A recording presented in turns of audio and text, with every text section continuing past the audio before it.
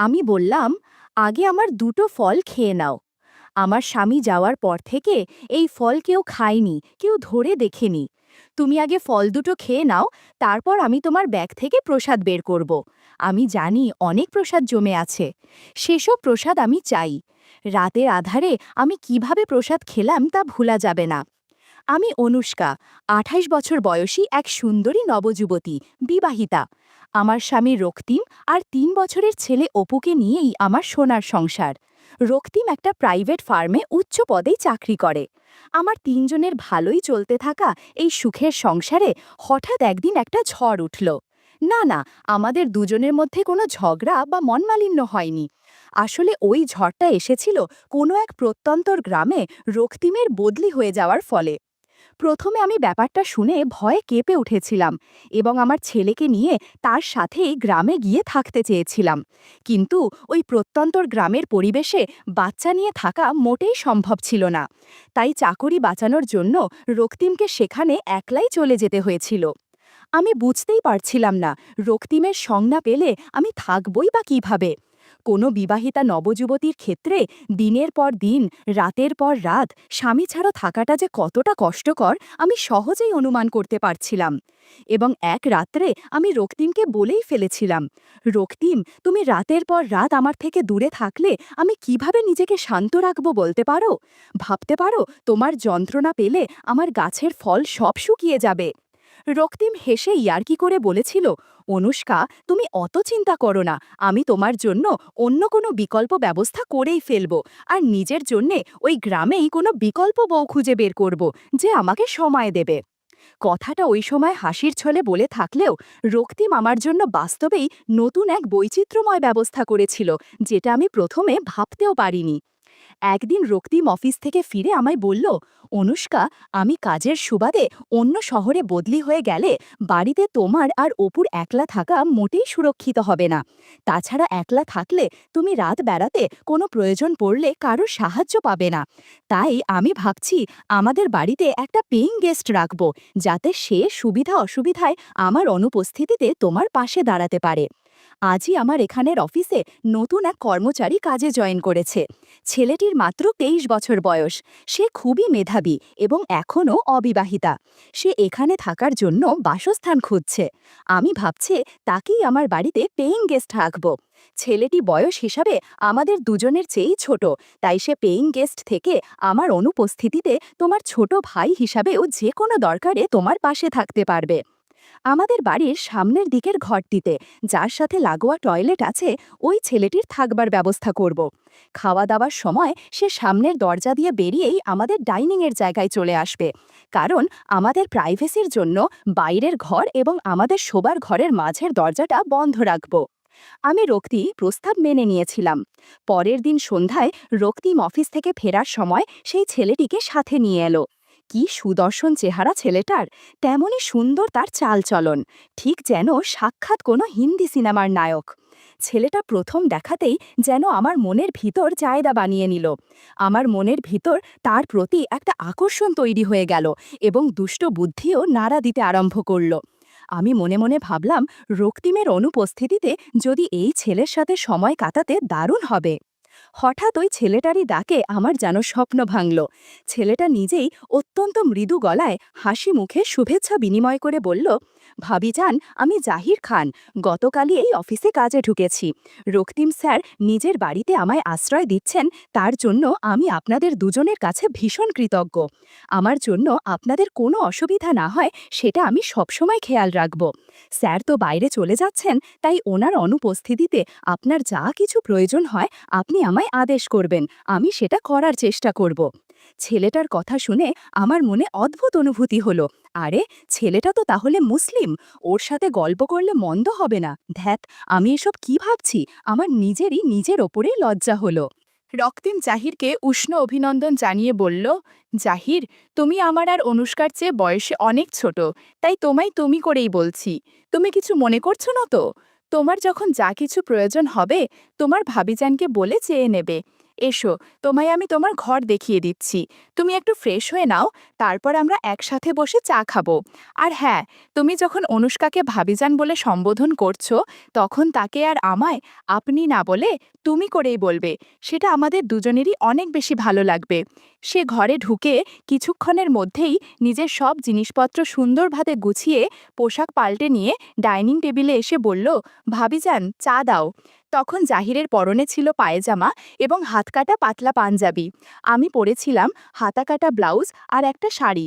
জাহির আসার সাথে সাথেই আমার ৩ বছর বয়সী ছেলের সাথে ভাব জমিয়ে ফেলল এবং তার সাথে খেলা শুরু করে দিল। রাত্রি ভোজনের পর জাহির আমাদের দুজনকে শুভরাত্রি জানিয়ে নিজের ঘরে চলে গেল। ২-১ দিনের মধ্যেই জাহির আমাদের সাথে ভীষণভাবে মিশে গেল। তাও রক্তিমের সামনে আমি জাহিরের সাথে যথেষ্টই দূরত্ব বজায় রাখতাম।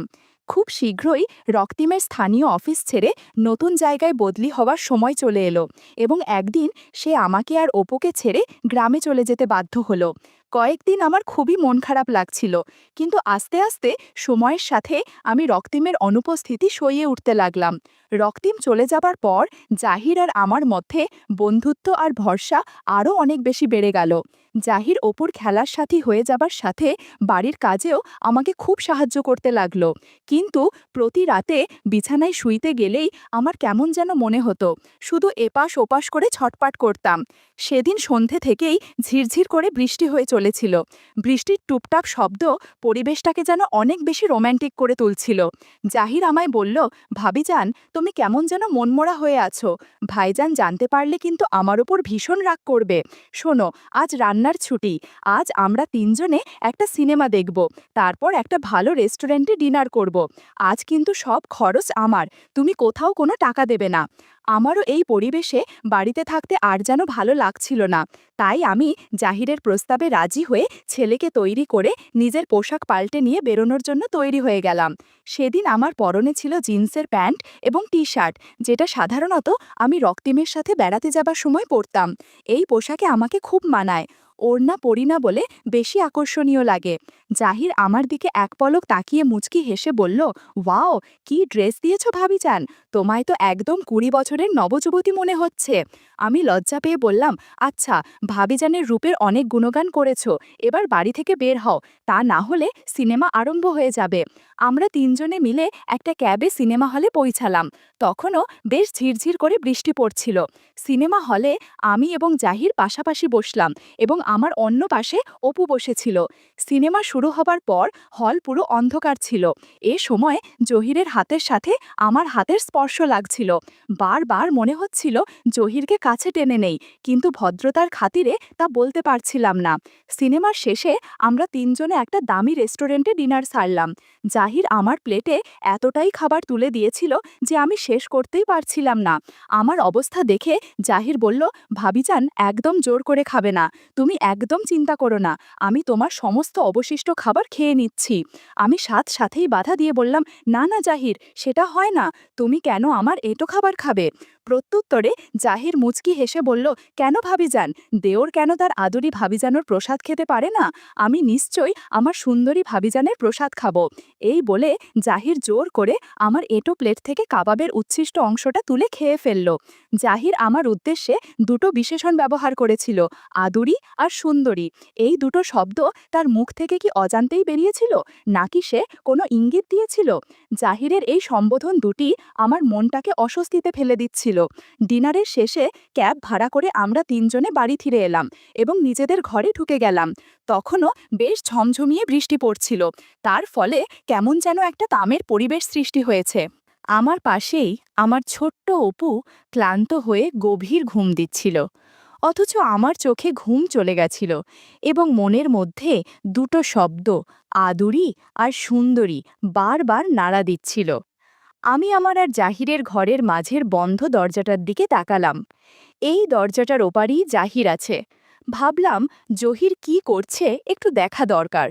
তখন আমার পরনে ছিল নাইটি। ওই অবস্থাতেই আমি মাঝের দরজার কাছে গিয়ে ছিটকিনিটা নামিয়ে কপাট দুটো খুললাম। জাহিরের ঘরের ভেতরের দৃশ্য দেখে আমার চোখ কপালে উঠে গেল। জাহিরের ল্যাপটপটা চলছিল। ল্যাপটপের স্ক্রিনে আমার ফেসবুকের প্রোফাইল ছবিটা ভাসছিল, আর জাহির সেই দিকে তাকিয়ে অদ্ভুত আচরণ করছিল। আমি আর চুপ করে দাঁড়িয়ে থাকতে পারিনি। গুটি গুটি পায়ে এগিয়ে গিয়ে আমি জাহিরকে বললাম, জাহির, তুমি একবারও মুখ ফুটে তোমার মনের কথাটা আমায় বলতে পারলে না?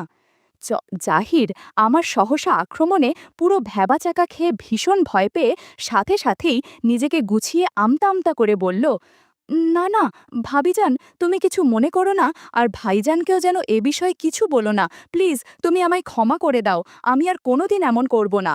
আমি মুচকি হাসি দিয়ে বললাম, শোনো, প্রথমত এই সময় আমি তোমার মুখ থেকে ভাবিজান শুনতে চাই না, অনুষ্কা শুনতে চাই। দ্বিতীয়ত, আজ আমি সিনেমা হলে তোমার পাশেই বসেছিলাম, তুমি অন্ধকার থাকা সত্ত্বেও আমার কানে কানে তোমার মনের ইচ্ছেটা বললে না কেন?